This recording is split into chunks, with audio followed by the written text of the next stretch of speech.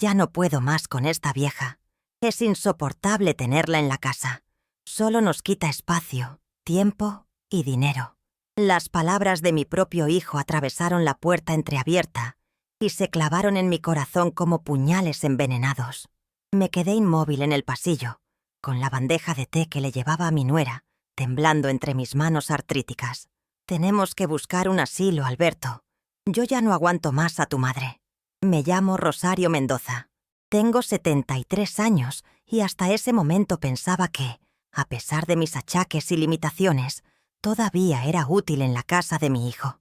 Cocinaba cuando mi nuera Silvia llegaba cansada del trabajo. Cuidaba a mis nietos. Mantenía la casa limpia y ordenada. Incluso usaba mi escasa pensión para comprar víveres y contribuir a los gastos. Pero al parecer, para ellos, yo no era más que una carga inútil. Un estorbo del que querían deshacerse. «Dale tiempo», escuché decir a Calberto, mi único hijo, el niño que llevé en mi vientre durante 9 meses, que alimenté con mi pecho, por quien trabajé sin descanso cuando su padre nos abandonó. El asilo es muy caro, y la verdad no tenemos ese dinero ahora. Pues vende su casa. Total, está abandonada desde que decidiste traerla a vivir con nosotros. Con ese dinero pagaríamos años de asilo. Mi pequeña casa, la que compré peso sobre peso, trabajando como costurera, haciendo turnos dobles, ahorrando cada centavo. La casa donde crié a Alberto, donde le enseñé a caminar, a leer, a ser un hombre de bien. Ahora querían venderla para deshacerse de mí. Mis piernas cedieron y caí al suelo. La bandeja se estrelló, derramando el té caliente sobre mis piernas. Pero ni siquiera sentí el dolor de la quemadura. El dolor de mi alma era infinitamente más grande. El estruendo alertó a Alberto y Silvia, que salieron corriendo de la habitación. Al verme en el suelo, entre los pedazos rotos de la vajilla que había sido de mi madre, sus rostros mostraron más fastidio que preocupación. «¡Mira lo que has hecho!», exclamó Silvia, ignorándome para agacharse a recoger los trozos de porcelana. «Esta vajilla era carísima». «Mamá, ¿estás bien?», preguntó Alberto mecánicamente, ayudándome a levantarme sin mirarme a los ojos. Sabía que lo había escuchado todo. Sabía que mi corazón estaba tan roto como esa taza en el suelo. «Sí, hijo», respondí con un hilo de voz. «Solo me tropecé. Si alguna vez has sentido el dolor de ser tratado como una carga por aquellos que más amas, dame un me gusta para que esta historia llegue a más corazones que necesitan saber que no están solos en su sufrimiento». Esa noche no pude dormir. Las palabras de mi hijo y mi nuera resonaban en mi cabeza una y otra vez. ¿Realmente era una carga tan pesada? ¿Tan inútil me había vuelto que la única solución era deshacerse de mí como quien tira un mueble viejo? Al amanecer, tomé una decisión. No esperaría a que me echaran, a que vendieran mi casa, a que me depositaran en un asilo como quien deja un bulto en la basura. No, Rosario Mendoza todavía tenía dignidad. Me levanté antes que nadie, como siempre. Preparé el desayuno para toda la familia. Huevos rancheros para Alberto, fruta con yogurt para Silvia, hot cakes con forma de animalitos para mis nietos. Limpié la cocina hasta dejarla reluciente. Luego, en silencio, empaqué mis pocas pertenencias en la vieja maleta con la que había llegado a esa casa 3 años atrás, cuando Alberto insistió en que viviera con ellos, porque ya estaba muy mayor para vivir sola. Dejé sobre la mesa una nota breve. «Me regreso a mi casa. No se preocupen por mí. Los quiero. Mamá». Salí sin hacer ruido, cerrando la puerta suavemente tras de mí. El sol apenas comenzaba a asomar y las calles estaban desiertas. Caminé lentamente, arrastrando mi maleta, ignorando el dolor en mis rodillas artríticas. No sabía exactamente cómo llegaría a mi casa, ubicada al otro lado de la ciudad. No tenía dinero para un taxi y el autobús no pasaría hasta dentro de 1 hora. Mientras avanzaba penosamente por la calle, un auto se detuvo junto a mí. Era don Ramiro, el vecino de enfrente, un viudo amable que siempre me saludaba cuando regaba sus plantas. «Doña Rosario, ¿a dónde va tan temprano y con esa maleta?». Intenté sonreír, pero mis labios temblaron. «Voy a mi casa, don Ramiro». «¿Sola? ¿A esta hora? ¿Y su hijo?». Las lágrimas que había contenido durante toda la noche finalmente se desbordaron. Don Ramiro se bajó del auto y, sin hacer más preguntas, tomó mi maleta y me ayudó a subir al asiento del copiloto.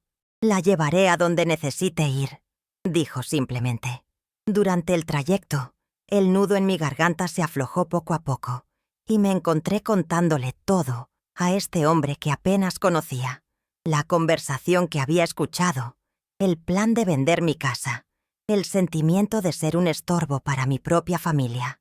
«No se preocupe, doña Rosario», me dijo cuando llegamos frente a mi casa, una construcción modesta pero digna en un barrio tranquilo.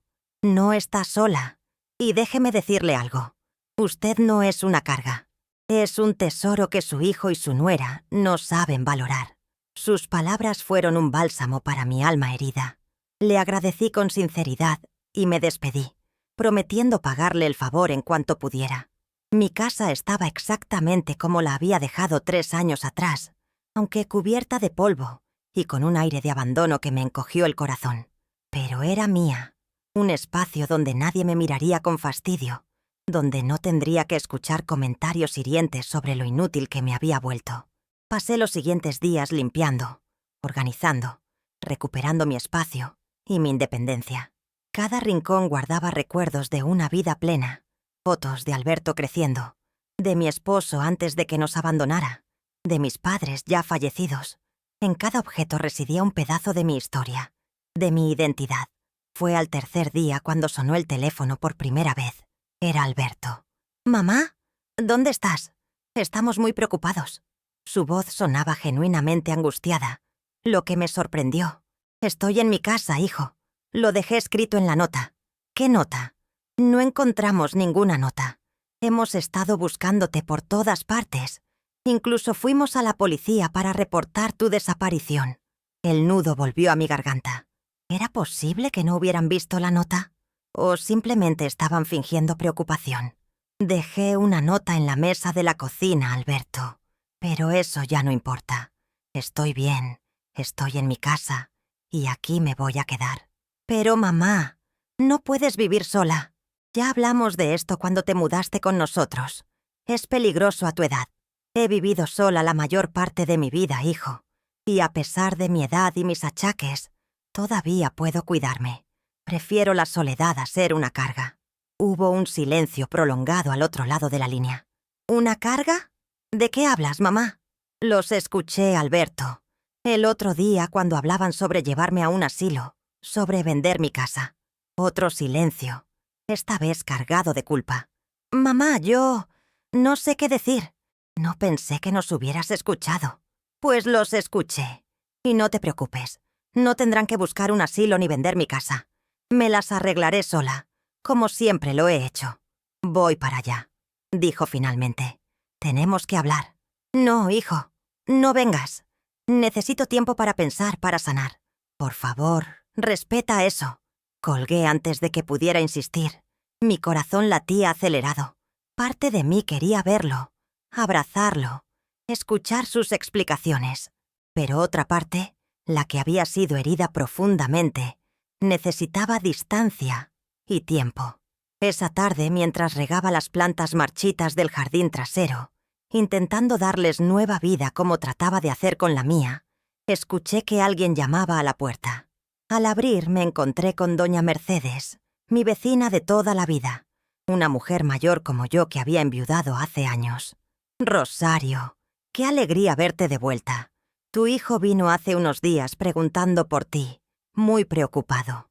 Le dije que no te había visto, pero que, si regresabas, te diría que te está buscando». La invité a pasar y compartimos un café, poniéndonos al día después de 3 años de ausencia. No le conté todos los detalles dolorosos, pero sí le expliqué que había decidido volver a mi casa para recuperar mi independencia. «Hiciste bien», afirmó ella con convicción. «A nuestra edad, lo más importante es mantener la dignidad. Los hijos creen que por ser mayores, ya no podemos decidir, ya no sabemos lo que queremos. Pero se equivocan». Sus palabras resonaron con fuerza en mí. Sí, había tomado la decisión correcta. Dolorosa, pero correcta. Y mientras Mercedes y yo charlábamos sobre los cambios en el barrio, sobre recetas de cocina y remedios para la artritis, sentí que una pequeña parte de mí comenzaba a sanar. Lo que no sabía entonces era que mi decisión de irme, de reclamar mi independencia y mi dignidad, sería solo el comienzo de un camino inesperado. Un camino que llevaría a mi hijo a buscarme de rodillas, literalmente, pero no por las razones que yo podría haber imaginado. A mejor costurera del barrio. Sonreí ante el cumplido. Sí, había sido una excelente costurera. Con mis manos había creado vestidos de novia, trajes para primera comunión, ajuares para bebés. Había educado a mi hijo con el dinero ganado puntada a puntada. Quizás me anime, don Ramiro. Gracias por contarme. Si crees que nunca es tarde para reinventarse y encontrar nuevo propósito en la vida, regálame un me gusta para que esta historia llegue a más personas que, como yo, necesitan recordar el valor de la independencia y la dignidad. Al día siguiente, venciendo mis miedos y excusas, me presenté en el centro comunitario Edad de Oro. Era un edificio sencillo pero acogedor, con murales coloridos pintados por los propios asistentes y un pequeño jardín donde algunos ancianos jugaban dominó bajo un árbol frondoso. Me recibió Lupita, la coordinadora, una mujer de mediana edad con una energía contagiosa y una paciencia infinita. «Bienvenida, doña Rosario. Don Ramiro me avisó que vendría. Déjeme mostrarle nuestras instalaciones y los talleres que ofrecemos». Mientras recorríamos el centro, observé a personas de mi edad o incluso mayores participando en diversas actividades. Un grupo practicaba tai chi, con movimientos lentos pero precisos. Otro aprendía a usar tabletas electrónicas con la ayuda de jóvenes voluntarios. En una sala amplia, varias mujeres tejían y bordaban mientras conversaban animadamente. «Y aquí está nuestro taller de costura», dijo Lupita, deteniéndose frente a una habitación luminosa donde varias máquinas de coser esperaban. Lamentablemente, nuestra maestra tuvo que mudarse a Guadalajara para cuidar a su hija enferma. Los estudiantes están desconsolados porque estaban aprendiendo a hacer ropa para sus nietos. Miré las máquinas, sintiendo un cosquilleo familiar en los dedos. ¿Cuánto tiempo había pasado desde que cosí por última vez? Demasiado. Yo podría, quizás, enseñarles algo. Me escuché decir, sorprendiéndome a mí misma. Los ojos de Lupita se iluminaron. «Sería maravilloso. Don Ramiro me contó que usted era una profesional». «Lo fui, hace muchos años. Ahora mis manos no son lo que eran. Aquí valoramos la experiencia y el conocimiento, doña Rosario. Las limitaciones físicas son solo eso. Limitaciones, no impedimentos. Además», añadió con una sonrisa traviesa, «tenemos máquinas modernas que son mucho más fáciles de usar que las antiguas». Así comenzó mi nueva vida. 3 veces por semana iba al centro comunitario a enseñar costura. Mis alumnas, mujeres mayores como yo, y algunas jóvenes madres del barrio, me escuchaban con atención, valoraban mis consejos, se maravillaban con mis trucos de oficio aprendidos durante décadas de trabajo. En los días alternos, yo misma era estudiante en las clases de yoga adaptado y, para mi sorpresa, en el taller de tecnología. A mis 73 años aprendí a usar un teléfono inteligente, a enviar mensajes, a buscar información en Internet, incluso a hacer videollamadas con mis nietos, quienes estaban encantados de verme en la pantalla. Mi casa, que inicialmente había sido un refugio de soledad, comenzó a llenarse de visitas. Doña Mercedes, don Ramiro, mis nuevas amigas del centro, incluso algunos vecinos jóvenes que venían a pedirme consejo sobre cómo arreglar un dobladillo o cambiar un cierre. Una tarde, mientras enseñaba a una joven madre cómo hacer un disfraz para el festival escolar de su hijo, recibí una llamada de Alberto. «Mamá, necesito verte. Es importante». Su voz sonaba extraña, tensa. Mi corazón se aceleró con preocupación maternal inmediata. «¿Qué pasa, hijo? ¿Están bien los niños?» «Sí, los niños están bien. Es otra cosa. Preferiría hablarlo en persona. ¿Puedo ir a tu casa esta tarde?» Hacía más de un mes que no veía a Alberto.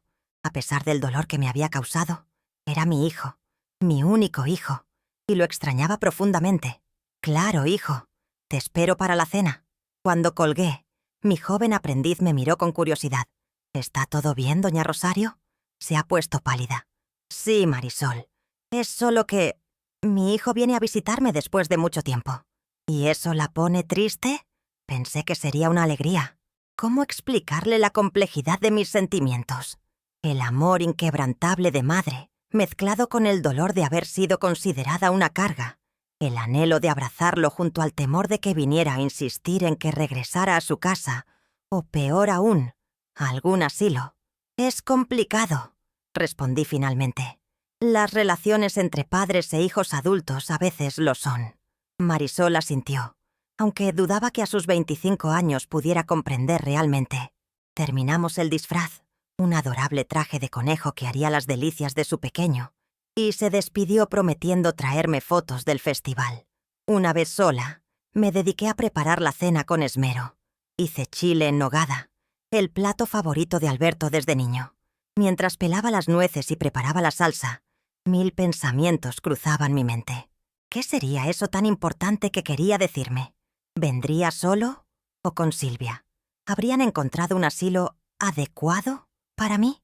Este último pensamiento me hizo detenerme. No, ya no era la misma mujer insegura y dolida que salió de su casa un mes atrás. Ahora tenía una vida propia, amigos que me valoraban, actividades que me llenaban. Ya no dependía emocionalmente de la aprobación de mi hijo o mi nuera. Alberto llegó puntual, solo.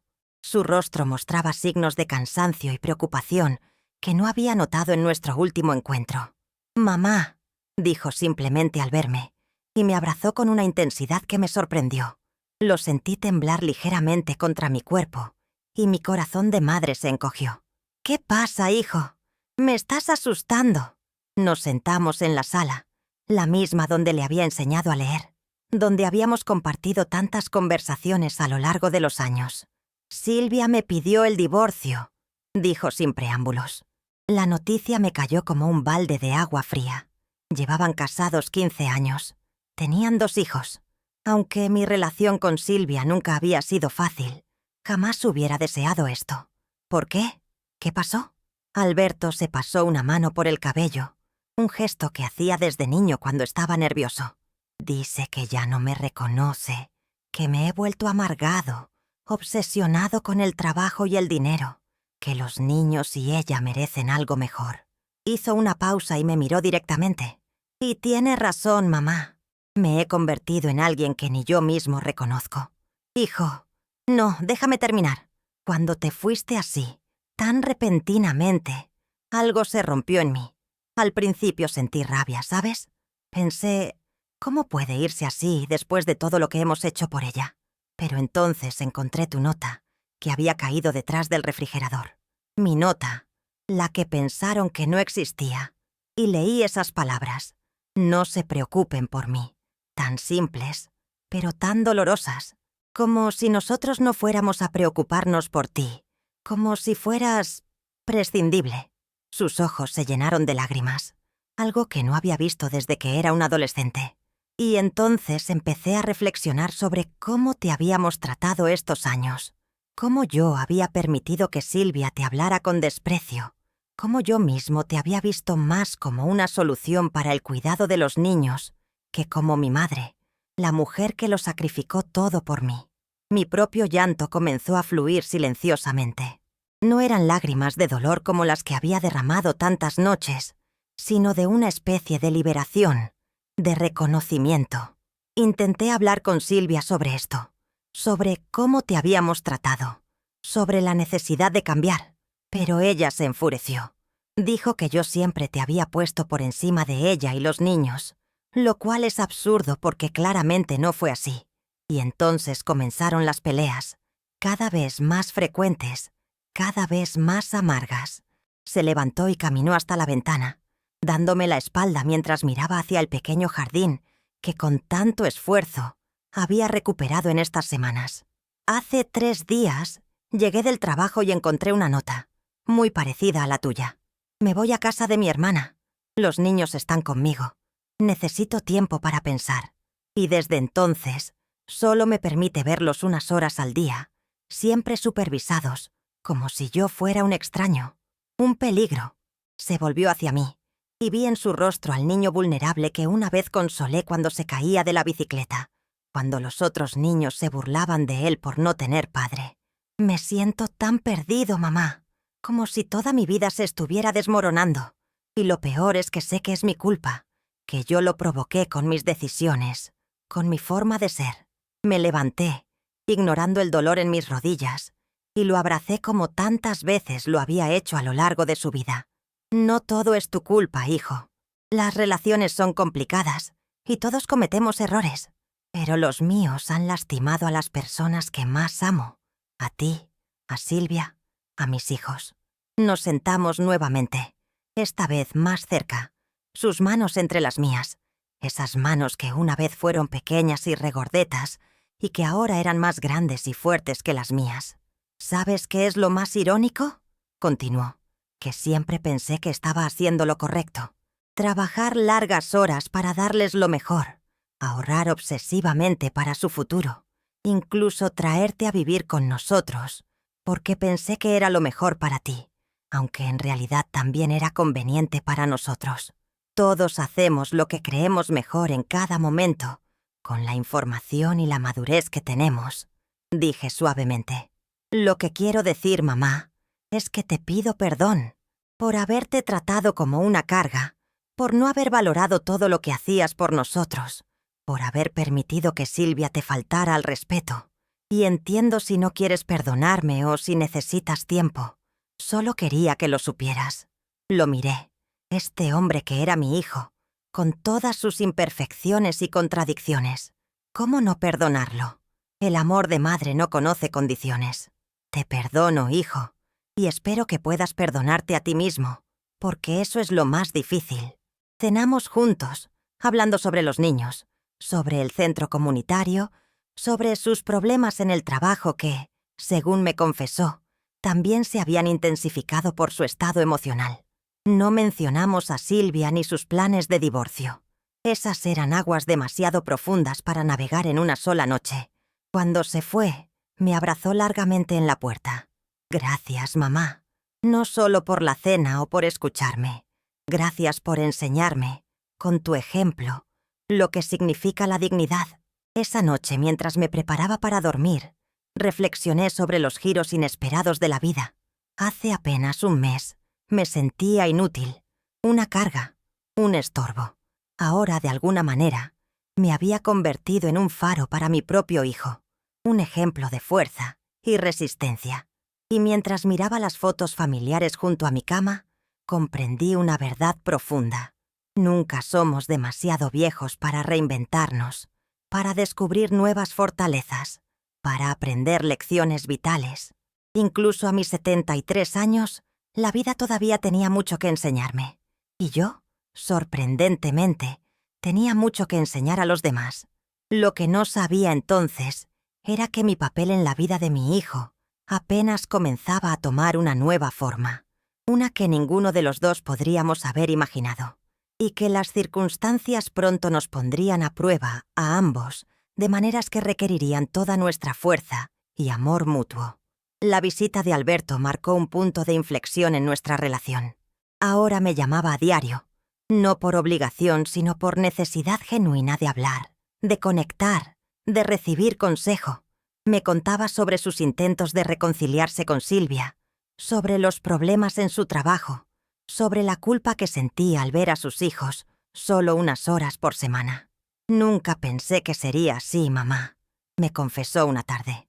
Pensé que tenía todo bajo control, un buen trabajo, una familia estable, un futuro asegurado, y ahora parece que todo eso era una ilusión. A través de esas conversaciones conocí a un Alberto que nunca había visto antes. Vulnerable, introspectivo, cuestionando las prioridades y valores que habían guiado su vida adulta. Era doloroso verlo sufrir, pero también hermoso presenciar su crecimiento, su despertar a verdades más profundas que el éxito material o el estatus social. Mientras tanto, mi propia vida florecía de maneras inesperadas. El taller de costura en el centro comunitario se había vuelto tan popular que tuvimos que abrir un segundo grupo.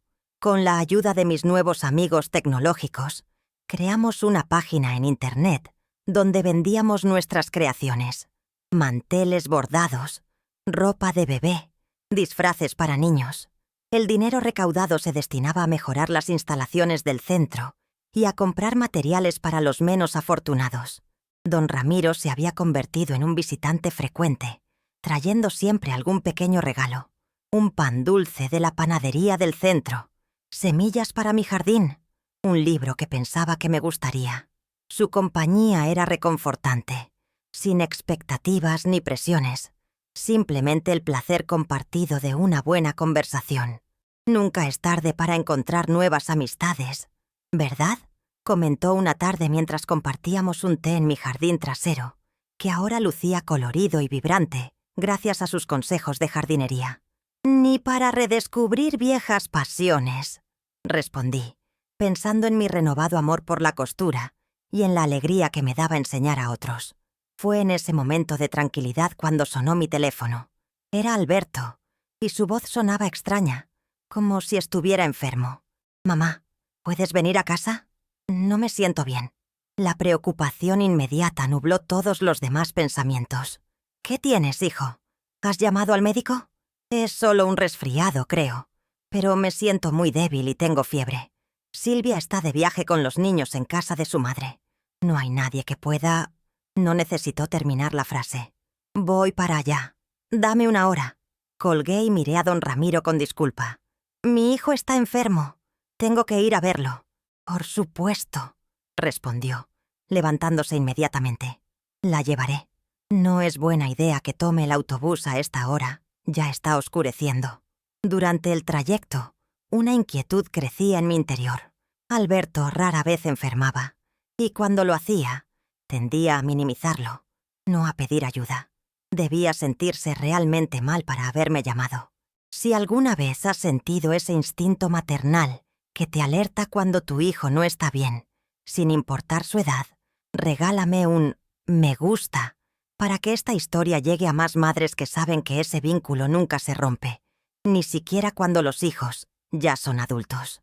Al llegar a la casa que había sido mi hogar durante 3 años, don Ramiro se ofreció a esperarme, pero le aseguré que estaría bien. «Puede que necesite quedarme a cuidar a mi hijo. Le agradezco mucho por traerme. Llámeme si necesita cualquier cosa, a la hora que sea», insistió, dándome su número de teléfono anotado en un papel. «Lo digo en serio, doña Rosario. Cualquier cosa». Su preocupación sincera me conmovió. «Gracias, don Ramiro. Es usted un ángel». Cuando entré en la casa, me sorprendió el estado de abandono.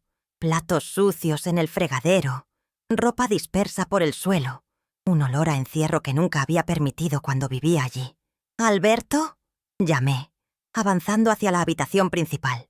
Lo encontré en la cama, pálido y sudoroso, con una barba de varios días y un aspecto que me asustó. Había perdido peso, tenía ojeras profundas, y sus ojos, usualmente vivos e inteligentes, parecían apagados. «Mamá», murmuró al verme, y por un momento fue como si tuviera nuevamente 5 años, enfermo de paperas, llamándome con la misma voz vulnerable. Me acerqué rápidamente, poniendo una mano en su frente. Estaba ardiendo. «Hijo, tienes mucha fiebre. ¿Desde cuándo estás así?» «No sé. 3 días. He estado tomando paracetamol, pero no mejoro». «¿3 días? Deberías haber ido al médico. Vamos a bajar esa fiebre ahora mismo». Me moví por la casa con la eficiencia de quien conoce cada rincón. Preparé compresas frías para su frente. Hice un té de hierbas que mi madre me había enseñado a hacer para la fiebre. Y llamé al médico de la familia, el doctor Mendoza, quien prometió venir en cuanto terminara con sus pacientes en la clínica. Mientras esperábamos, senté a Alberto y lo ayudé a tomar el té y algo de sopa que había encontrado en la despensa y recalentado. «La casa es un desastre», dijo débilmente. «Desde que Silvia se fue con los niños, apenas he tenido energía para mantenerla en orden. Y luego me enfermé. No te preocupes por eso ahora. Primero hay que cuidar tu salud». Cuando llegó el doctor Mendoza, su diagnóstico fue serio pero no alarmante. Una gripe severa complicada por agotamiento extremo y posible depresión. Necesita reposo absoluto, buena alimentación y, sobre todo, no estar solo. Me dijo en privado mientras Alberto dormía, sedado por los medicamentos que le había administrado. Su estado físico está comprometido por el estrés emocional que ha estado experimentando. ¿Hay alguien que pueda quedarse con él estos días? Yo me quedaré, respondí sin dudar. Soy su madre. El doctor me miró con cierta duda. Doña Rosario, con todo respeto, usted ya no es joven. Cuidar a un enfermo, aunque sea su hijo adulto, puede ser agotador. Me enderecé, sintiendo una indignación que me sorprendió por su intensidad. Doctor, he cuidado a este hombre desde que estaba en mi vientre. Lo he visto superar enfermedades peores que esta. Quizás mis piernas no sean tan rápidas como antes, pero mis manos siguen sabiendo cómo bajar una fiebre y mi corazón sigue sabiendo cómo dar consuelo. Me quedaré con mi hijo. El médico asintió, respetando mi determinación. En ese caso, aquí está la receta y mis instrucciones. Llámeme si la fiebre no baja en 24 horas o si presenta nuevos síntomas. Después de que se marchó, llamé a don Ramiro para informarle que me quedaría. Luego, con la energía renovada de una madre en misión, me dediqué a restaurar el orden en la casa. Lavé los platos, recogí la ropa sucia, abrí ventanas para que entrara aire fresco, cambié las sábanas sudadas de Alberto por unas limpias que encontré en el armario. Mientras limpiaba, encontré signos preocupantes del estado emocional de mi hijo. Botellas de whisky vacías escondidas en el estudio, frascos de pastillas para dormir, fotografías familiares volteadas hacia abajo, como si no pudiera soportar verlas. La casa que una vez había sido un hogar vibrante, aunque a veces tenso, ahora parecía el escenario de un naufragio emocional. ¿Cómo no me había dado cuenta de lo mal que estaba mi hijo? ¿Tan absorta había estado en mi nueva vida que no vi las señales de su sufrimiento? Pero no era momento para culpas. Mi hijo me necesitaba ahora, y yo estaría ahí para él, como siempre había estado. Durante los siguientes días, caímos en una rutina inversa a la que habíamos tenido toda la vida. Ahora era yo quien cuidaba de él, quien le llevaba comida a la cama, quien le administraba medicamentos, quien lo animaba cuando la tristeza amenazaba con consumirlo. Al tercer día la fiebre finalmente cedió, y Alberto pudo levantarse por periodos breves. Lo encontré en la cocina, mirando con nostalgia la mesa donde solíamos desayunar todos juntos.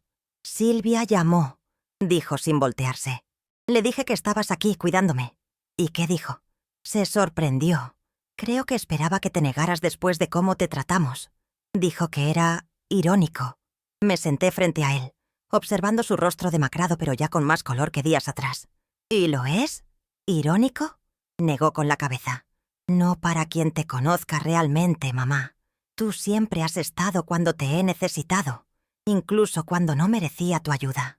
Eres mi hijo, Alberto. Eso no cambia, sin importar lo que pase entre nosotros. Sus ojos se humedecieron. Fui tan injusto contigo.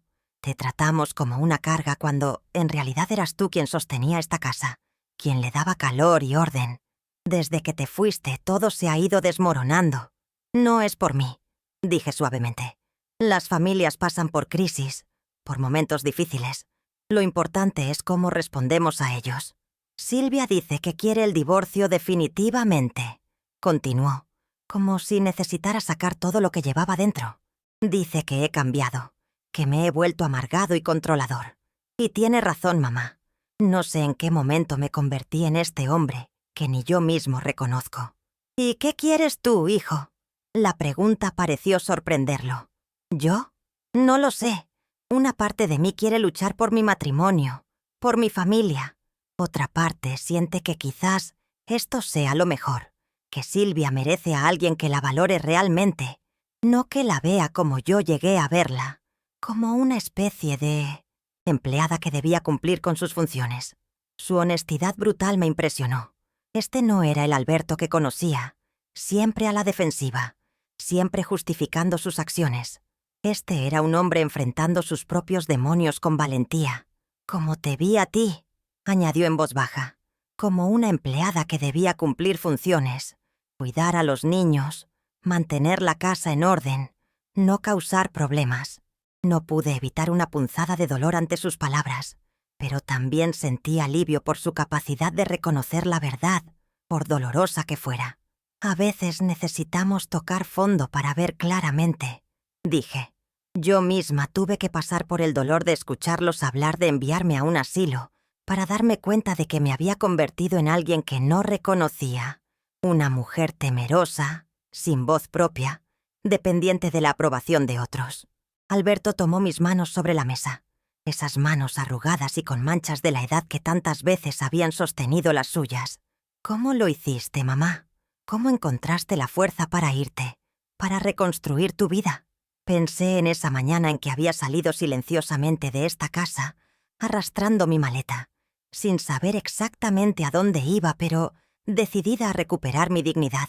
Un paso a la vez, hijo, reconociendo que merecía algo mejor, que tenía derecho a ser tratada con respeto, rodeándome de personas que me valoraban por quien soy, no por lo que podía hacer por ellos, redescubriendo mis propias pasiones y fortalezas. Suena tan simple y tan difícil al mismo tiempo. Suspiró. Lo es, pero tú también puedes hacerlo. Eres fuerte, Alberto. Siempre lo has sido, desde niño. No me siento fuerte ahora, mamá. Me siento perdido. Entonces déjame ser tu brújula por un tiempo, como tú fuiste la mía cuando eras pequeño, y yo estaba sola, asustada, sin saber cómo iba a mantenernos. Su expresión se suavizó con el recuerdo. Solías decir que mis abrazos te daban fuerzas cuando pensabas que ya no podías más. Y era verdad. Aún lo es. Me levanté y lo abracé, sintiendo sus hombros temblar mientras finalmente se permitía llorar completamente, liberando toda la presión acumulada durante meses, quizás años. En los días siguientes, mientras Alberto se recuperaba físicamente, comenzamos a hablar como nunca lo habíamos hecho, sobre sus miedos, sobre sus esperanzas, sobre cómo había llegado a este punto en su vida.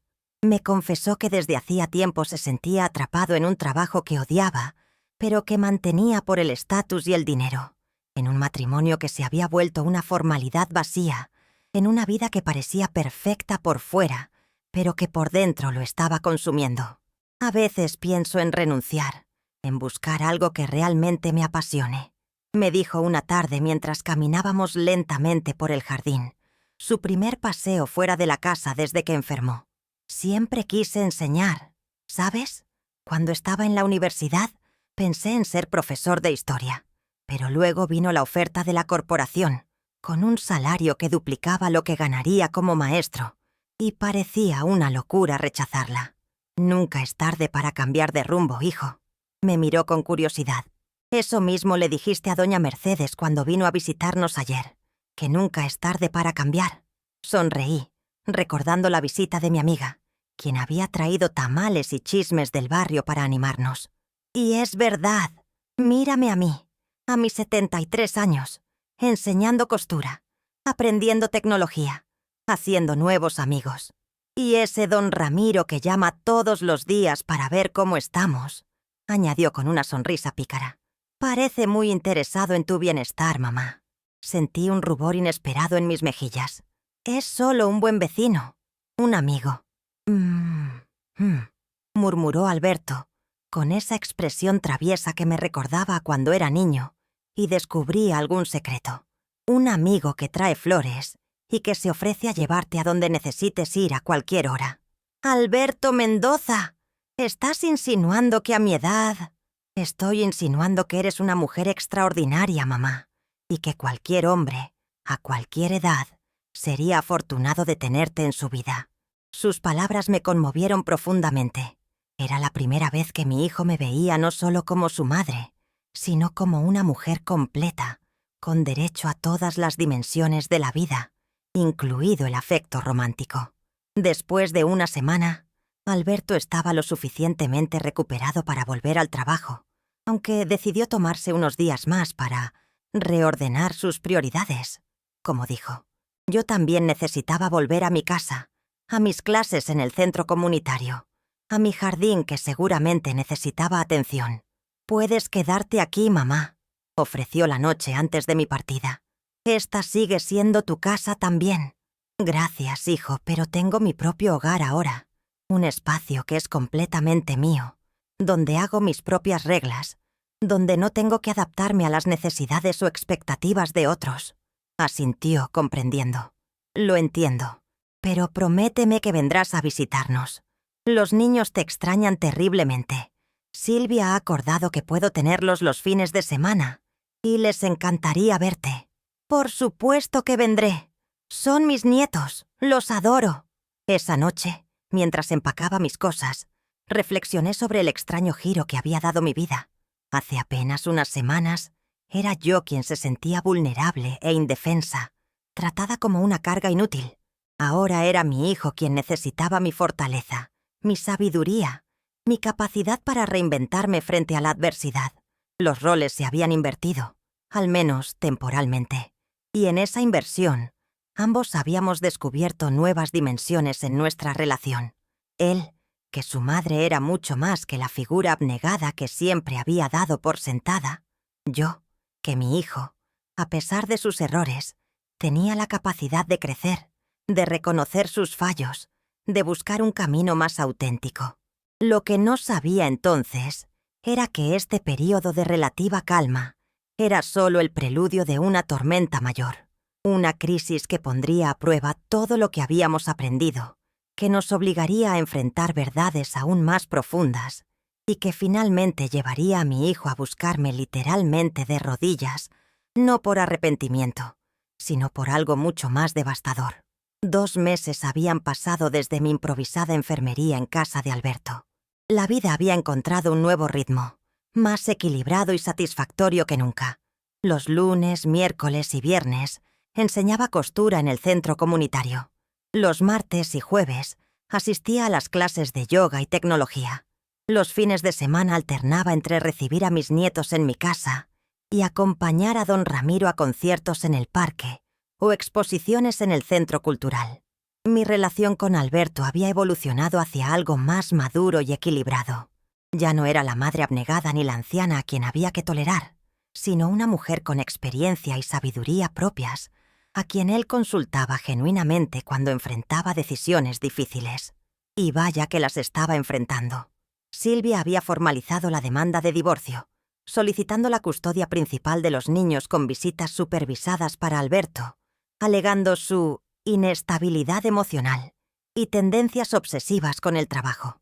Mi hijo, en lugar de contraatacar como habría hecho meses atrás, decidió buscar ayuda profesional. Comenzó terapia con un psicólogo y se unió a un grupo de apoyo para padres en proceso de divorcio. La terapeuta dice que debo trabajar en mi ira y mi necesidad de control, me contó durante una de nuestras cenas semanales. Dice que son patrones que probablemente aprendí en la infancia. Sentí una punzada de culpa. ¿Había sido yo una madre controladora? ¿Le había transmitido mi propia ansiedad y miedo al abandono después de que su padre nos dejara? «No te culpes, mamá», dijo, leyendo mi expresión. «No es sobre ti. Es sobre cómo yo procesé ciertas experiencias, cómo interpreté el mundo. Y ahora tengo la oportunidad de cambiar esos patrones antes de transmitírselos a mis propios hijos». Su madurez me impresionaba cada día más. Este hombre reflexivo y autoconsciente parecía tan diferente del ejecutivo frío y distante que había permitido que su esposa hablara de enviar a su madre a un asilo. También estaba considerando seriamente un cambio de carrera. «Hay un programa de reconversión para profesionales que quieren dedicarse a la educación», me explicó con entusiasmo. «Podría obtener mi certificación como profesor en un año, mientras sigo en mi trabajo actual a tiempo parcial». «Me parece maravilloso, hijo. Siempre tuviste un don para explicar, para hacer que los demás entendieran conceptos complejos. Igual que tú con la costura», sonrió. «Deberías ver cómo te miran tus alumnas, mamá, con tanta admiración». Estos momentos de conexión sincera compensaban los tiempos difíciles, las noches en que lo encontraba llorando silenciosamente, después de que Silvia cancelara una visita con los niños, o los días en que la presión del trabajo y el proceso de divorcio lo dejaban agotado y desanimado. Una tarde particularmente fría de noviembre, estaba en mi clase de tecnología aprendiendo a usar una aplicación de videollamadas cuando recibí un mensaje de Alberto. Urgente. Llámame en cuanto puedas. Con el corazón acelerado, pedí permiso para salir de la clase y lo llamé inmediatamente. Hijo, ¿qué pasa? Su voz sonaba tensa, contenida. Es papá. Está en el hospital.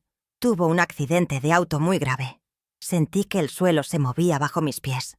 Eduardo, el hombre que nos había abandonado hace más de 30 años, que había desaparecido de nuestras vidas sin una palabra, sin una pensión, sin siquiera una llamada en los cumpleaños de su hijo. ¿Cómo lo supiste? Me llamaron del hospital.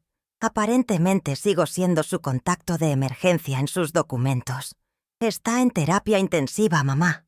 Los médicos dicen que es muy grave, que podría no sobrevivir la noche. Entiendo, dije, aunque realmente no entendía nada. ¿Por qué después de tantos años de silencio, este hombre volvía a nuestras vidas de esta manera tan dramática? Voy para allá, continuó Alberto. Pensé que deberías saberlo. Sé que probablemente no quieras verlo, y lo entiendo completamente. Me quedé en silencio, procesando la noticia, los sentimientos contradictorios que despertaba. ¿Mamá? ¿Sigues ahí? Sí, hijo. Estoy pensando. No tienes que decidir nada ahora. Solo quería informarte. No, iré contigo, me escuché decir, sorprendiéndome a mí misma. No por él, sino por ti. No deberías enfrentar esto solo. ¿Estás segura? ¿Después de todo lo que te hizo? Estoy segura. Recógeme en mi casa en media hora. Si crees que el perdón es más un regalo que nos damos a nosotros mismos que a quien nos lastimó, regálame un me gusta para que esta historia de redención llegue a quienes necesitan liberarse del peso del rencor. Don Ramiro se ofreció a llevarme al hospital cuando le conté la situación, pero le expliqué que Alberto vendría por mí. Es un asunto familiar que mi hijo y yo debemos enfrentar juntos, le dije. Durante el trayecto al hospital, Alberto me puso al tanto de lo poco que sabía. Eduardo había tenido un accidente en la carretera. Su auto se había salido de la vía y había caído por un barranco. Lo habían encontrado inconsciente y con múltiples fracturas, incluyendo traumatismo cráneoencefálico severo. No sé si debería sentir algo, mamá, confesó mientras conducía. Este hombre es biológicamente mi padre, pero nunca actuó como tal. Nunca estuvo ahí. Y ahora, de repente, me encuentro corriendo a su lado porque podría morir. Los sentimientos no siguen reglas lógicas, hijo. Es natural estar confundido. ¿Y tú? ¿Qué sientes? Miré por la ventana, observando la ciudad pasar mientras consideraba la pregunta. ¿Qué sentía realmente por Eduardo? ¿Odio? ¿Resentimiento? ¿Indiferencia? Hace muchos años sentía tanta rabia que me consumía por dentro. Respondí finalmente. Luego vino el dolor, la sensación de no ser suficiente, de haber fallado como mujer y como esposa. Con el tiempo, ese dolor se transformó en algo parecido a la aceptación. Y finalmente, lo perdoné. ¿Lo perdonaste? Después de cómo nos abandonó. Lo perdoné por mí, Alberto, no por él, porque cargar ese rencor era como beber veneno esperando que él muriera. Me estaba destruyendo a mí, no a él. Alberto guardó silencio, procesando mis palabras mientras entrábamos al estacionamiento del hospital. El Hospital General era un edificio imponente y frío. En la recepción nos indicaron dónde encontrar la unidad de cuidados intensivos. Mientras subíamos en el ascensor, sentí que mi corazón latía cada vez más rápido. ¿Cómo sería ver nuevamente al hombre que había amado con pasión juvenil, que me había dado a mi único hijo, pero que también me había abandonado cuando más lo necesitaba? En la sala de espera de la UCI, una enfermera nos informó que Eduardo estaba en cirugía. Es una operación delicada para reducir la presión intracraneal. Tomará varias horas. ¿Son ustedes familiares? Soy su hijo, respondió Alberto. Y ella es mi madre. La enfermera nos miró con cierta confusión, pero no hizo preguntas. Les avisaré cuando termine la cirugía. Pueden esperar aquí o dejar un número para contactarlos. Esperaremos, decidió Alberto, y me sorprendió su determinación. Nos sentamos en las incómodas sillas de plástico de la sala de espera. A nuestro alrededor, otras familias esperaban noticias de sus seres queridos, algunas llorando silenciosamente, otras rezando, todas unidas por la misma tensión y preocupación. «Cuéntame de él», pidió Alberto después de un largo silencio. «De cómo era antes, cuando estaban juntos». Nunca hablamos realmente sobre eso. Era cierto. Durante años Eduardo había sido un tema tabú en nuestra casa. Cuando Alberto preguntaba por él siendo niño, yo respondía con evasivas o generalidades. Con el tiempo dejó de preguntar. «Tu padre era carismático», comencé, buscando las palabras adecuadas. Tenía una sonrisa que iluminaba cualquier habitación y una forma de hablar que hacía que todos lo escucharan. Era soñador, siempre con grandes planes, siempre hablando del futuro brillante que tendríamos. Alberto escuchaba atentamente, como si por fin pudiera llenar un vacío que había estado presente toda su vida. Nos conocimos en un baile del pueblo. Yo tenía 16 años, él 20. Me enamoré como solo se enamora una a esa edad, completamente, sin reservas, creyendo que duraría para siempre. Le conté sobre nuestro noviazgo, sobre cómo Eduardo había encantado incluso a mis padres tradicionales, sobre nuestra boda sencilla pero llena de esperanza, sobre la felicidad inicial cuando supimos que Alberto venía en camino. Pero las cosas cambiaron después de tu nacimiento, continué, entrando en la parte dolorosa de la historia. De repente, las responsabilidades parecían demasiado para él. Comenzó a quedarse hasta tarde en el trabajo, luego a no volver algunas noches. Cuando preguntaba, se enojaba. Decía que lo estaba asfixiando. Alberto tomó mi mano, dándome fuerzas para continuar. Una mañana simplemente no regresó. Dejó una nota diciendo que necesitaba encontrarse a sí mismo, que no estaba listo para ser padre ni esposo. Tenías apenas 8 meses. ¿Y nunca más lo volviste a ver? Una vez, cuando tenías unos 5 años. Apareció de repente, diciendo que había cambiado, que quería ser parte de nuestras vidas nuevamente. Estaba tan emocionada, tan esperanzada, pero duró apenas una semana. Una mañana vi su maleta junto a la puerta. Dijo que lo intentó, pero que no podía con la vida doméstica, que no era para él. ¿Por eso nunca me dejaste ir con él cuando volvió a aparecer en mi adolescencia? Me sorprendió su pregunta. ¿Cuándo volvió a aparecer? Alberto me miró confundido. Cuando tenía 15 años. Se presentó en mi escuela un día, diciéndome que era mi padre, que quería conocerme. ¿No lo sabías? Sentí como si me hubieran golpeado en el estómago.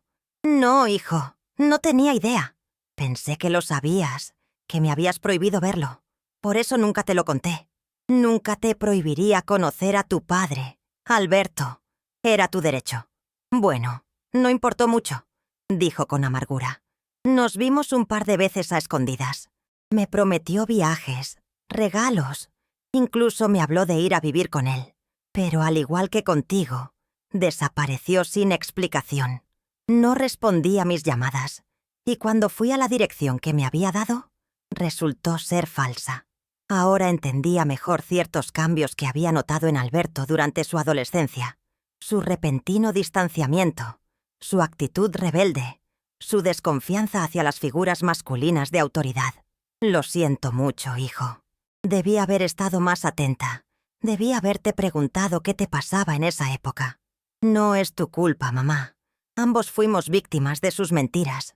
Nuestra conversación fue interrumpida por la llegada del cirujano. Su expresión grave no auguraba buenas noticias. ¿Familiares de Eduardo Guzmán? Somos nosotros, respondió Alberto poniéndose de pie. Soy su hijo. La operación ha sido complicada, explicó el médico. Logramos reducir la presión intracraneal, pero el daño cerebral es extenso. Está en coma, y francamente sus posibilidades de recuperación son muy limitadas. ¿Qué significa eso exactamente?, pregunté, sintiendo una extraña opresión en el pecho.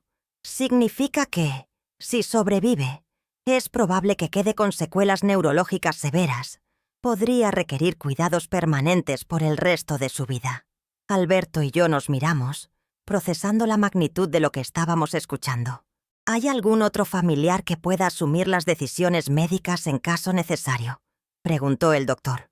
¿Esposa, padres, hermanos? No que sepamos, respondió Alberto. Parece que yo soy todo lo que tiene. La ironía de la situación no escapó a ninguno de los presentes. El hombre que había abandonado a su familia ahora dependía completamente de ellos. Pueden verlo brevemente si lo desean, ofreció el médico. Aunque está inconsciente, hay estudios que sugieren que los pacientes en coma pueden escuchar a sus seres queridos. Alberto me miró, buscando orientación. ¿Quieres entrar, mamá? Respiré profundamente. Sí, creo que necesito verlo, para cerrar un capítulo que quedó abierto hace demasiado tiempo. El médico nos guió a través de la UCI, un laberinto de máquinas, cables y el constante pitido de monitores cardíacos. En una de las últimas camas, conectado a un respirador y rodeado de equipos médicos, yacía Eduardo. Casi no lo reconocí. El hombre apuesto y vigoroso que recordaba se había convertido en un anciano demacrado, con el rostro parcialmente cubierto por vendajes y tubos. Su cabello, antes negro y abundante, era ahora escaso y completamente blanco. Me acerqué lentamente, sintiendo una mezcla de emociones tan complejas que no podía nombrarlas todas. Junto a mí, Alberto parecía igualmente afectado, sus ojos fijos en el rostro del padre, que nunca realmente conoció. «Hola, Eduardo», dije suavemente, sin saber si podía escucharme. «Soy Rosario, y este es Alberto, tu hijo, el hombre maravilloso en que se convirtió sin tu ayuda». Alberto tomó mi mano, apretándola en señal de apoyo. «No sé si puedes oírnos», continué, «pero queremos que sepas que estamos aquí, no por obligación, no por culpa, sino porque elegimos estar, porque, a pesar de todo, aprendimos algo que tú nunca pudiste aprender, que la familia no te abandona, incluso cuando lo mereces». Mis palabras no contenían rencor, solo una constatación tranquila de una verdad que había tardado décadas en aceptar plenamente. Alberto dio un paso adelante, acercándose más a la cama. «No sé cómo llamarte», dijo con voz quebrada. «Nunca fuiste papá para mí, pero eres parte de quien soy, para bien o para mal. Y por eso, también estoy aquí». Nos quedamos unos minutos más, en silencio, observando al hombre que había sido un fantasma en nuestras vidas durante tanto tiempo y que ahora, en su vulnerabilidad extrema, parecía más real que nunca. Al salir de la UCI, el médico nos explicó la situación legal. Como único familiar conocido, Alberto tendría que tomar decisiones sobre el tratamiento de Eduardo si su condición empeoraba, incluyendo la posible retirada de soporte vital si llegaba a estado vegetativo permanente. «Es mucha responsabilidad», dijo Alberto cuando estábamos solos nuevamente. «No sé si estoy preparado para esto». «Nadie está preparado para algo así, hijo. Pero no estás solo. Estoy contigo en cada paso». De camino a casa, Alberto me contó lo poco que sabía sobre la vida actual de Eduardo. Vivía solo en un pequeño departamento. Trabajaba como vendedor de autos usados. No parecía tener amigos cercanos ni pareja estable. Una vida solitaria, muy lejos de los sueños grandiosos que alguna vez había proclamado. «Es extraño», reflexionó. «Toda mi vida sentí rabia hacia él por abandonarnos, por elegir su libertad sobre nosotros. Pero mirando su vida ahora, parece que esa libertad no le trajo la felicidad que buscaba. A veces las personas huyen de sus responsabilidades pensando que les pesan, sin darse cuenta de que son precisamente esos vínculos los que nos dan propósito y significado», respondí, pensando en mi propia experiencia, en cómo criar a Alberto, a pesar de todas las dificultades, había sido lo más significativo de mi vida.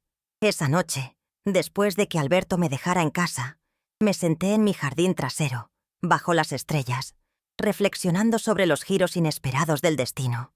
Eduardo, quien nos había abandonado buscando una vida sin ataduras, ahora estaba completamente dependiente del hijo que nunca crió.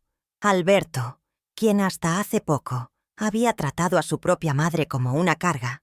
Ahora enfrentaba la posibilidad de cuidar a un padre que nunca se preocupó por él.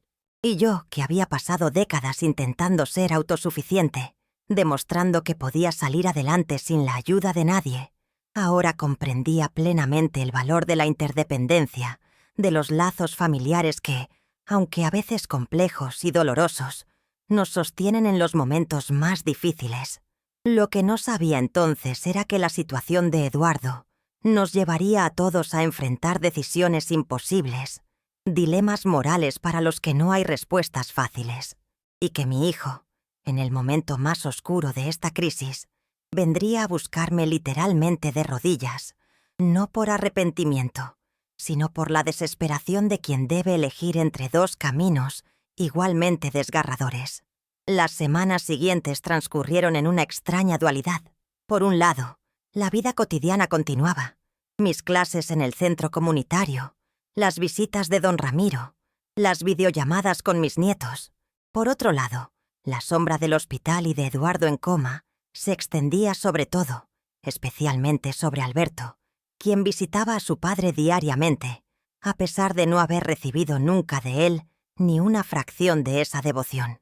Yo acompañaba a mi hijo una vez por semana, no por Eduardo, sino por Alberto, quien parecía necesitar mi presencia, mi apoyo silencioso mientras enfrentaba esta prueba inesperada.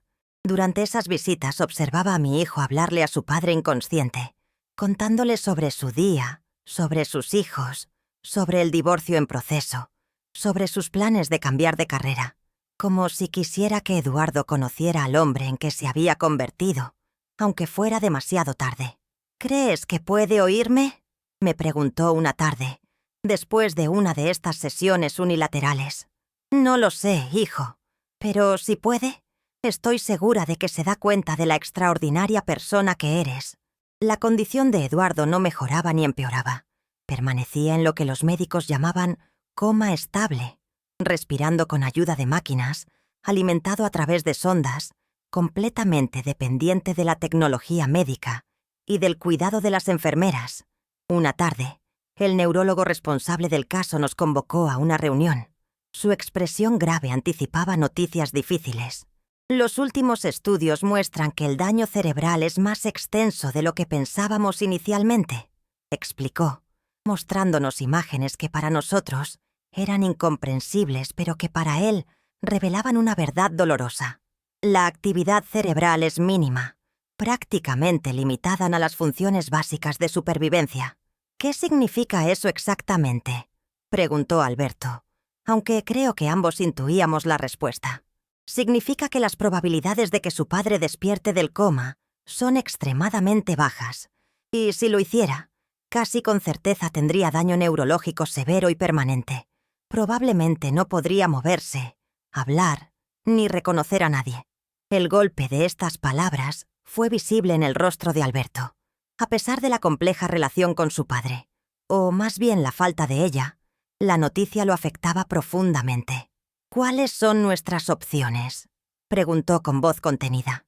El médico respiró profundo antes de responder. «Legalmente, ustedes como familia tienen el derecho de decidir sobre la continuación o suspensión de medidas extraordinarias de soporte vital. En términos sencillos, pueden optar por mantenerlo conectado a las máquinas indefinidamente o autorizar lo que llamamos una limitación del esfuerzo terapéutico». «¿Se refiere a dejarlo morir?». La voz de Alberto se quebró al formular la pregunta. «Me refiero a permitir que la naturaleza siga su curso, sin intervención artificial. Se le administrarían cuidados paliativos para asegurar que no sufra dolor o incomodidad». El peso de esta decisión imposible cayó sobre los hombros de mi hijo como una losa de plomo. «¿Cuánto tiempo tenemos para decidir?». «No hay un plazo establecido. Su padre podría permanecer en este estado durante años, mientras las máquinas lo mantengan. Pero deben saber que el seguro médico solo cubrirá los gastos por 3 meses más. Después, tendrían que trasladarlo a un centro de cuidados de larga estancia, cuyos costos son considerables». Al salir de la reunión, Alberto estaba pálido y silencioso. Lo llevé a una cafetería cercana, lejos del ambiente opresivo del hospital, y esperé pacientemente a que procesara toda la información. «No puedo creer que tenga que tomar esta decisión», dijo finalmente, revolviendo distraídamente su café sin probarlo. «Yo, que nunca recibí nada de él, ahora tengo su vida literalmente en mis manos». «Es una carga injusta», concordé. «Pero si hay alguien con la fortaleza moral para enfrentarla, eres tú, hijo. Si alguna vez has enfrentado una decisión imposible que te hizo cuestionarte sobre la vida, la muerte y tus propios valores, regálame un me gusta para que esta historia llegue a más corazones que buscan respuestas en los momentos más oscuros». Durante las siguientes semanas, Alberto investigó exhaustivamente sobre comas prolongados, daño cerebral, ética médica. Habló con especialistas, con un sacerdote, incluso con un abogado especializado en bioética. Y cada noche me llamaba para compartir sus hallazgos, sus dudas, su tormento interior. «¿Qué harías tú, mamá?», me preguntó una noche, después de otra jornada agotadora en el hospital. «Si fuera yo quien estuviera en coma, sin esperanza real de recuperación, ¿qué decidirías?». La pregunta me golpeó con una fuerza inesperada. La sola idea de Alberto en esa situación me resultaba insoportable. «Creo que te dejaría ir», respondí con voz temblorosa. «No porque te amara menos, sino precisamente porque te amo tanto que no podría soportar verte reducido a una existencia sin conciencia, sin la chispa que te hace ser tú. Pero, ¿y si hubiera una mínima posibilidad de recuperación? ¿No valdría la pena intentarlo todo? Depende de lo que signifique recuperación, hijo. Si hablamos de volver a una vida con calidad, con dignidad, con la capacidad de sentir alegría y conexión, sí, lucharía por esa posibilidad. Pero si los médicos me dijeran que lo mejor que podría esperar es un estado vegetativo permanente», dejé la frase sin terminar. Pero Alberto entendió. Ambos estábamos enfrentando las preguntas más fundamentales sobre la vida, la muerte y lo que da valor a la existencia humana. «Lo más irónico», dijo después de un largo silencio, «es que no tengo idea de lo que él querría. No conozco sus valores, sus creencias, sus deseos. Es un extraño para mí. Y, sin embargo, debo tomar esta decisión como si lo conociera íntimamente. Quizás esa sea la lección en todo esto, Alberto, que al final, lo que realmente importa no son los años que pasamos juntos, sino la profundidad de la conexión, del entendimiento mutuo». Los días se convirtieron en semanas, y Alberto seguía atormentado por la decisión. Su trabajo sufría, su relación con sus hijos se tensaba debido a su constante preocupación, incluso su salud comenzaba a deteriorarse nuevamente. Una noche lluviosa de diciembre, casi 2 meses después del accidente de Eduardo, escuché golpes desesperados en mi puerta. Eran casi las 11, y me preparaba para dormir. Al abrir encontré a Alberto empapado, temblando no solo por el frío, sino por una emoción intensa que parecía consumirlo desde dentro. «Hijo, ¿qué pasa? Entra. Estás empapado». Pero en lugar de entrar, se desplomó de rodillas en el umbral, la lluvia mezclándose con las lágrimas que corrían libremente por su rostro. «No puedo más, mamá», sollozó. «No puedo tomar esta decisión. Es demasiado». Lo ayudé a levantarse y a entrar. Le di toallas secas y preparé té caliente mientras se cambiaba con ropa que había dejado en una de sus visitas anteriores. Cuando finalmente se calmó lo suficiente para hablar coherentemente, me contó lo que había precipitado esta crisis. Hoy encontraron entre las pertenencias de mi padre un documento, un testamento vital, lo llaman. Lo redactó hace 3 años. En él, específicamente declara que no desea ser mantenido con vida artificialmente si se encuentra en estado vegetativo o con daño cerebral severo e irreversible. La noticia debería haber sido un alivio.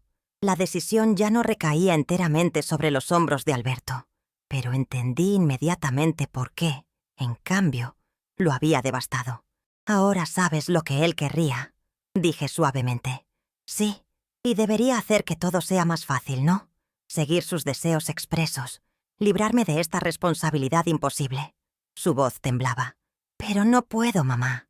No puedo ser yo quien firme esos papeles Quien diga, desconecten las máquinas, sería como si finalmente lo estuviera abandonando, igual que él nos abandonó a nosotros. Comprendí entonces la magnitud de su dilema moral. No se trataba solo de una decisión médica, sino de un ajuste de cuentas con el pasado, con el dolor del abandono, con la búsqueda de un cierre que quizás nunca llegaría. Alberto, escúchame, dije, tomando sus manos entre las mías.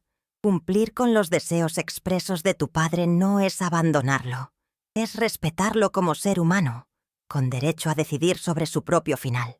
Pero, ¿y si se arrepintió? ¿Y si cambió de opinión y nunca actualizó el documento?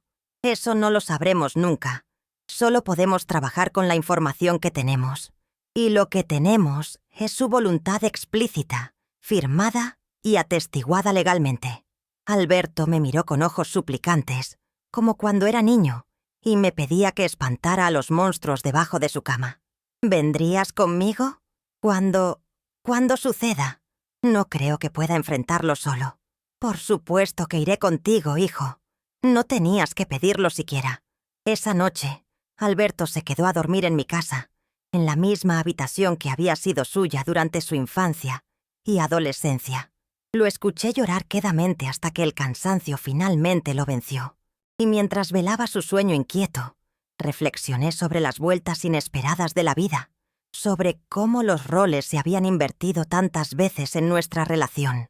Yo cuidándolo cuando era pequeño, él cuidándome, al llevarme a su casa cuando pensó que era demasiado mayor para vivir sola, yo cuidándolo durante su enfermedad, y ahora ambos, de alguna manera, cuidando a un hombre que nunca se preocupó por ninguno de los dos. Al día siguiente, Alberto firmó los documentos necesarios, con mi mano sobre su hombro durante todo el proceso. Los médicos nos explicaron que Eduardo recibiría medicación para el dolor y la ansiedad, aunque no podían estar seguros de cuánto percibía realmente en su estado. La retirada del soporte vital se programó para el día siguiente, dándonos tiempo para una última despedida. Esa última visita fue quizás la más significativa. Alberto habló con su padre durante horas, contándole historias de su infancia, de sus propios hijos, de sus esperanzas y miedos. No sé cuánto pudo escuchar Eduardo, si es que escuchó algo, pero creo que esas palabras eran tanto para el padre como para el hijo, una forma de cerrar un círculo que había permanecido abierto durante demasiado tiempo. Cuando llegó mi turno de estar a solas con Eduardo, me senté junto a su cama y tomé su mano inerte entre las mías. «Hola, Eduardo», dije suavemente. «Han pasado muchos años desde la última vez que hablamos de verdad. No sé si puedes escucharme, pero hay algunas cosas que quiero decirte antes de que te vayas». Le hablé sobre nuestra vida después de que nos abandonara, sobre las dificultades, pero también sobre las alegrías, sobre cómo Alberto había crecido para convertirse en un hombre bueno, a pesar de la ausencia de su padre, sobre cómo, finalmente, había encontrado la paz y el perdón. Te perdoné hace mucho tiempo, Eduardo. No por ti, sino por mí. Porque el rencor solo me estaba envenenando a mí, no a ti.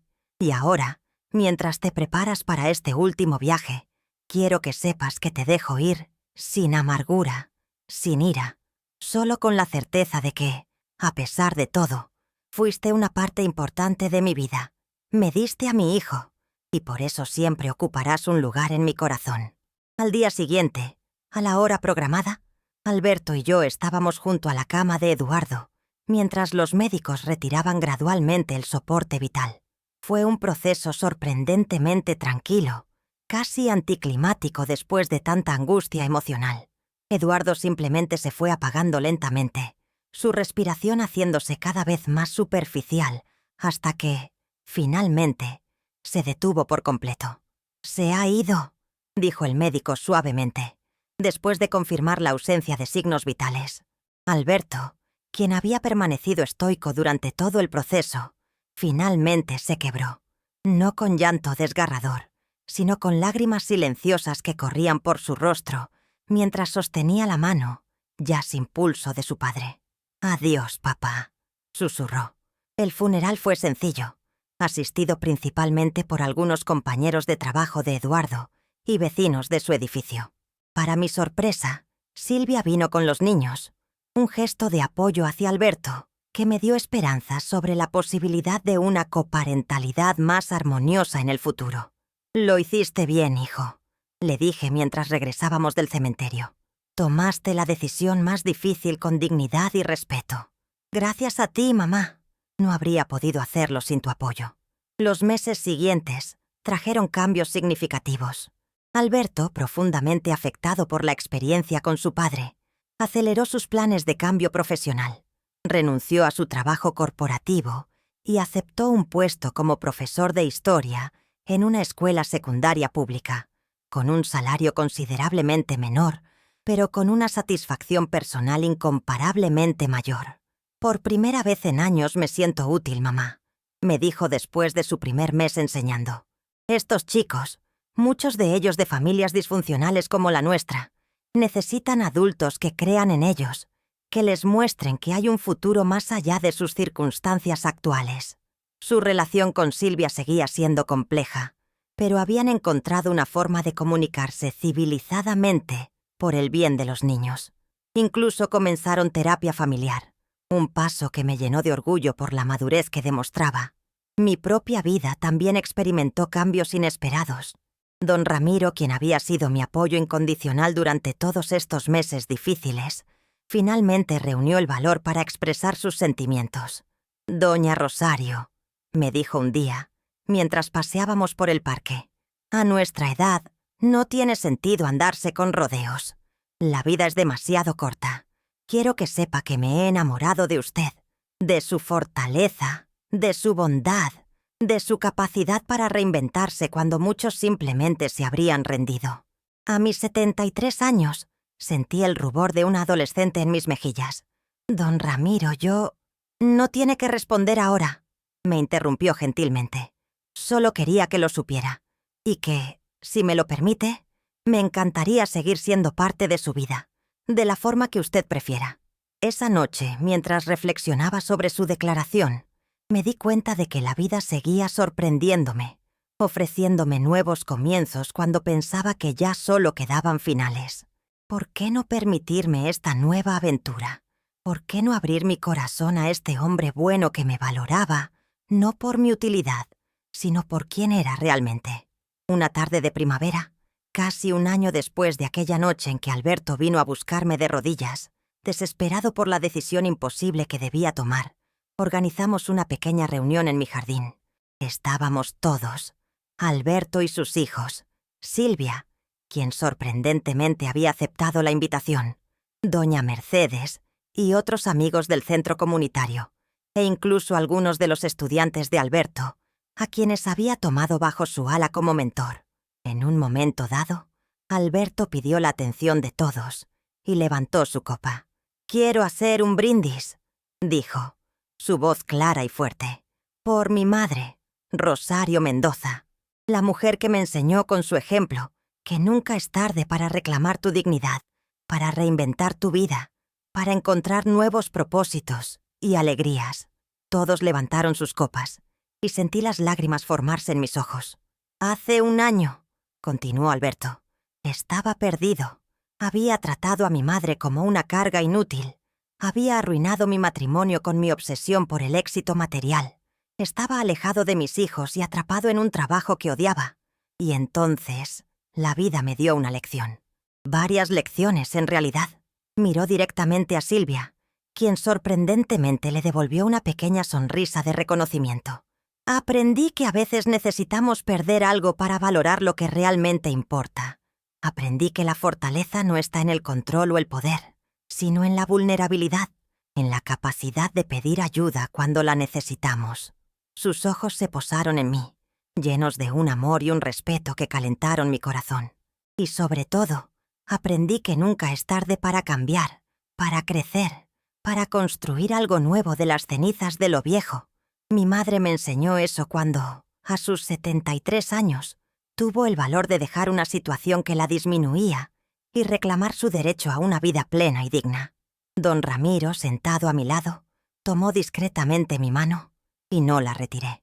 «Así que brindo por ti, mamá, por tu valentía, tu sabiduría, tu capacidad de perdonar sin olvidar, de amar sin condiciones pero con límites sanos, por ser el faro que me guió en mi noche más oscura. ¡Por Doña Rosario!, corearon todos, levantando sus copas. Y mientras recibía los abrazos y buenos deseos de todos, mientras veía a mi hijo interactuar con sus propios hijos con una paciencia y atención que no había mostrado antes, mientras sentía la mano cálida de don Ramiro en la mía, comprendí una verdad profunda, que a veces, lo que parece un final devastador, es en realidad el comienzo de algo nuevo y hermoso. Mi hijo me había tratado como una carga inútil, sí, y al final había terminado buscándome de rodillas, pero no por arrepentimiento o culpa, sino porque la vida nos había enseñado a ambos que todos, en algún momento, necesitamos arrodillarnos ante la verdad de nuestra interdependencia, de nuestra vulnerabilidad compartida, de nuestro derecho fundamental a ser tratados con dignidad hasta nuestro último aliento. Y en esa lección, ambos habíamos encontrado una libertad y una conexión más profunda de lo que jamás habríamos imaginado. Si esta historia te conmovió, regálame un me gusta para que llegue a más corazones que necesitan recordar que nunca es tarde para reclamar nuestra dignidad y construir una vida que refleje nuestro verdadero valor. Suscríbete al canal y activa la campanita para no perderte más relatos de vida como este, donde las segundas oportunidades son posibles, incluso cuando parece que todas las puertas se han cerrado. Déjame en los comentarios desde dónde me estás escuchando. Tu apoyo me da fuerzas para seguir compartiendo estas historias que nos recuerdan que, sin importar nuestra edad o circunstancias, siempre merecemos ser tratados con respeto y amor.